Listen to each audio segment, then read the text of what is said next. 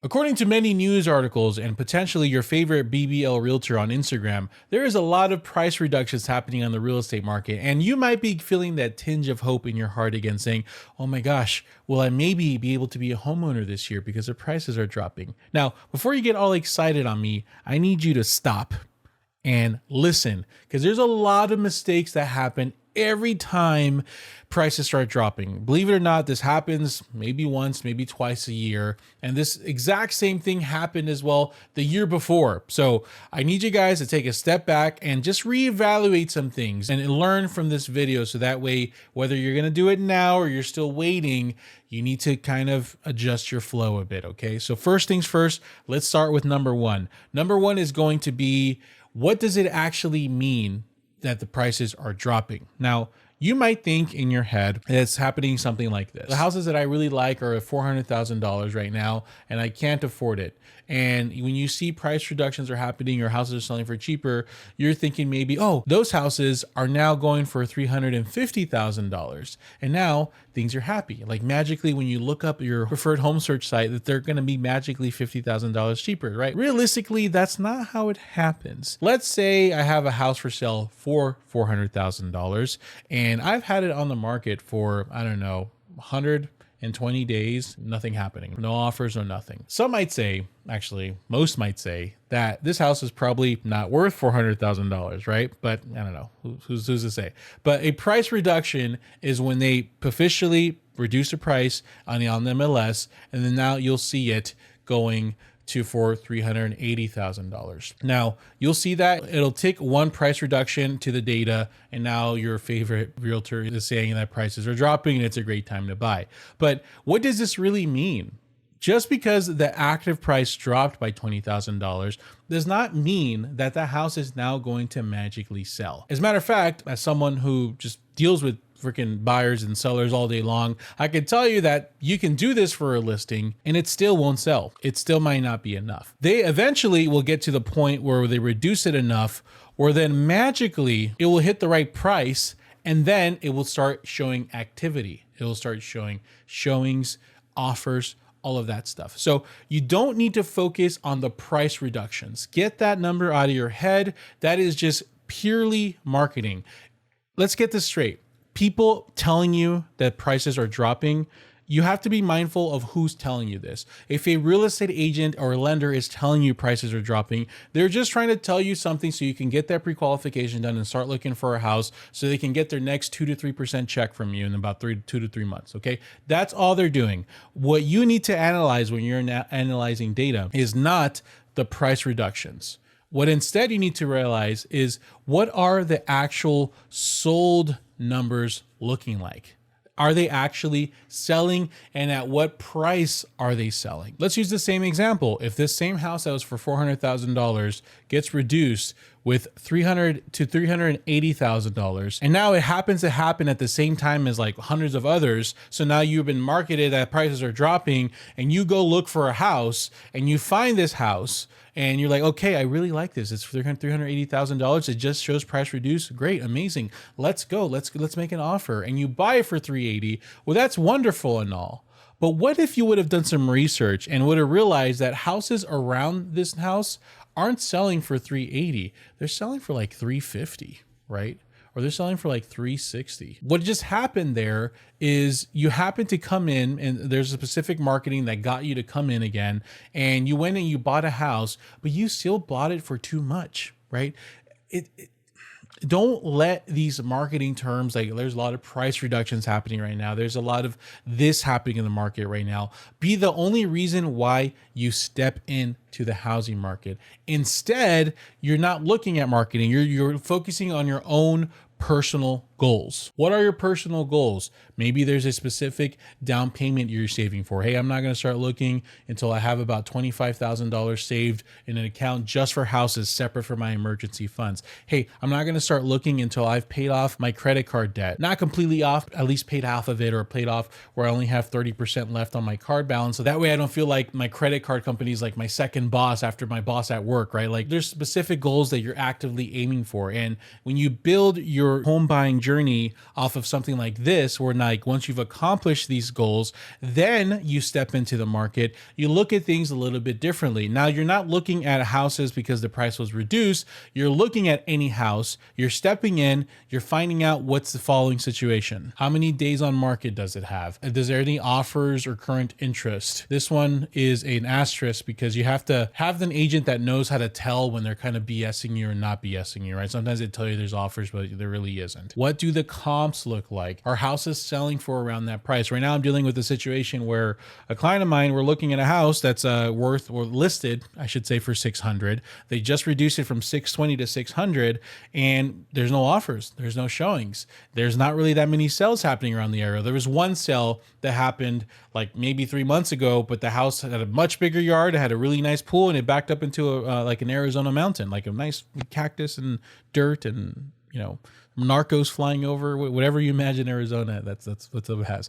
Sold for a lot more and doesn't really count, right? Well, we actually had to go back like a year, 2 years, and we found some really model match comps, but they sold for 550. 560, right? So that's not really worth $1,000 because it didn't go up $50,000 over the last year or two. Maybe it's gone up 20, maybe 10. So it's overpriced, right? So if you would have fallen into the hype, you would have said, "Oh, I'm buying now because prices are dropping. Oh, they just reduced this one to 600. Let's buy it, baby." No, you're coming into the home buying game, and then you do the research on the individual houses. Don't become a student of the market, right? And watch all these housing market videos and be the housing market person. Instead, accomplish your goals and be a student of the individual houses market, like what's going on with that specific house that you found, the neighborhood, the comps, and then make a wise decision based off of that. The second mistake you need to avoid is not having your priorities straight. Listen, I'm not here to tell you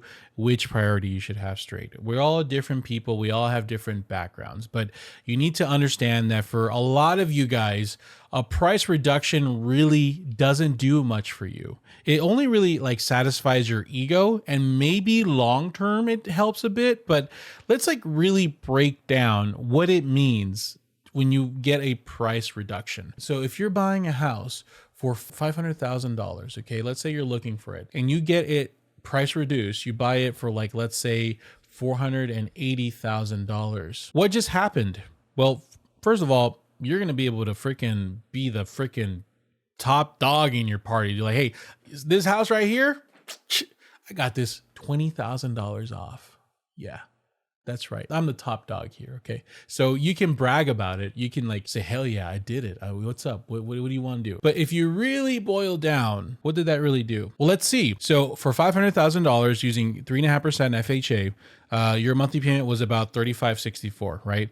You going down to 480 brought that payment to $3,443. So what is that, like $120? Not bad. You're the top dog, but you saved that much. Now, what if we approached it a little bit differently? Here's the thing about sellers too.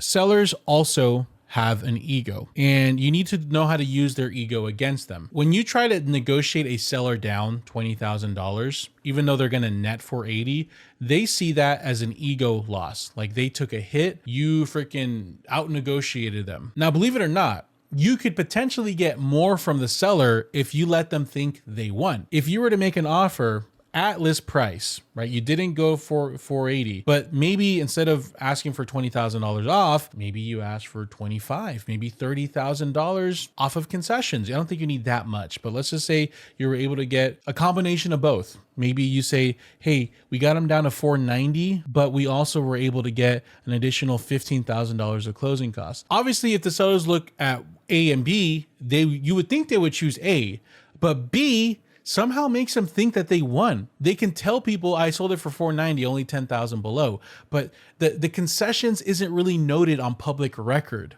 It's weird, I know, but trust me, they feel like they won in this scenario. But if you think about what you can do with those $15,000, you can pay off closing costs with 10K. So you're coming up with $10,000 less out of pocket. So you get to keep $10,000 more. And with those extra $5,000, you can probably buy the rate down to, I don't know, just like 5.75. And now that payment went down $160, $170. And on top of that, you're paying significantly less interest. than you would have before. Shoot, nowadays, I wouldn't be surprised if you can get it down to 5.5 and get like $200-300 off your monthly payment and save significantly on the interest. So if your priority is just to strictly win and save as much off the price, maybe you're a cash buyer or you're just a high down payment person that don't really care about closing costs, then yeah, try to get off as much of the price as possible. But if you have different priorities where you just want your monthly payment to be as cheap as possible, you want your out of pocket to be reduced by asking for concessions, and you're planning on being in your house for like 10, 15, 20 years, what's what they call foreshadowing in the smart world. And I say, I'm a smarty too. See, I'm not that dumb. You listening, Dad? I'm not that dumb. Anyways, you can prioritize those things and just let the seller think they won. That's fine. Get a little bit off the price, get a lot in closing costs. It'll be more proactive for you and it will work better. So get your priorities straight, figure out what's more important to you and focus that to be your subject. And last but not least, do not take shortcuts. Do not take shortcuts. As someone who is a serial shortcut taker, dude, I'm on Mario Kart finding every freaking shortcut. Dude, freaking this hobby I got into, which by the way, if you're interested and you want to know more about my journey into magic, I'm making a second channel where I talk more about that.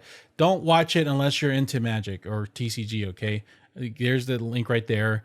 If you're not into TCG, don't click it, okay? If you are, check it out.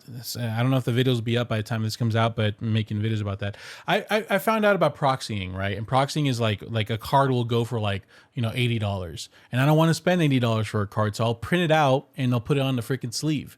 And it's a kind of a shortcut because kind of not a shortcut in a way, I guess, because it is super stupid how expensive these cards are sometimes. But when you play with a group that's not expecting these high level powered cards, you kind of took a shortcut to win, right? Because you didn't set up the proper expectations. You show up and you have these overpowered cards that aren't really the actual cards. You just show up just to win, right? So I am a serial shortcutter, okay? I don't care if your favorite realtor says this is the time to buy. Guys, do not shortcut it.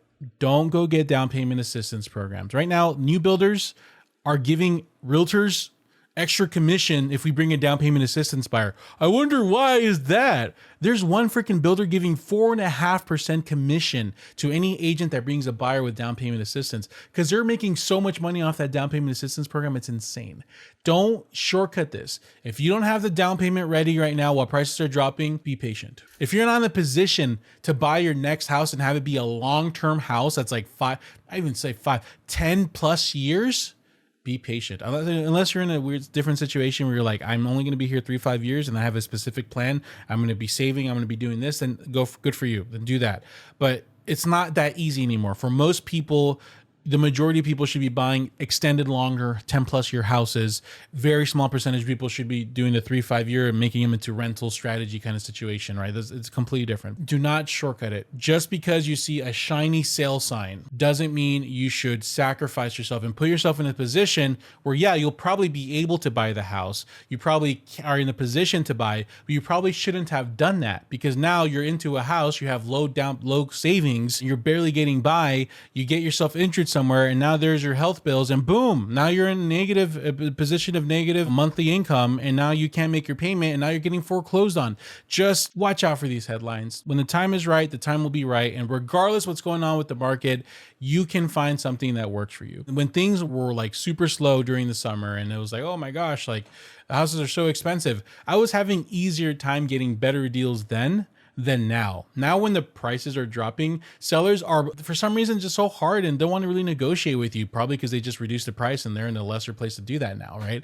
Whereas before, when things were like super slow and it was the summer and things weren't reducing in price, I was getting price reductions. Like the best deal I got was like 50,000 off. Like there's pros and cons to each market, and if you keep making yourself feel bad because you think you missed the opportunity and you rush into it, you're gonna put yourself in a bad spot where you're gonna be foreclosed in a few years. And guess what? Your realtor, your lender, they all made their money off you. They're not gonna be there to pay your payments. At the end of the day, these people are just trying to get you to buy sooner than you want to, and take it easy. All right, hopefully you feel a lot more prepared and ready for this oncoming journey. If you like just hearing me tell you things not to do and mistakes to avoid, check out this video where I go over my 10-year home buying journey and all the mistakes I made as a homeowner that I need you to avoid. So if you want to hear me complain more, there it is. I'll see you there. I have shorter hair, by the way, but I think I look better.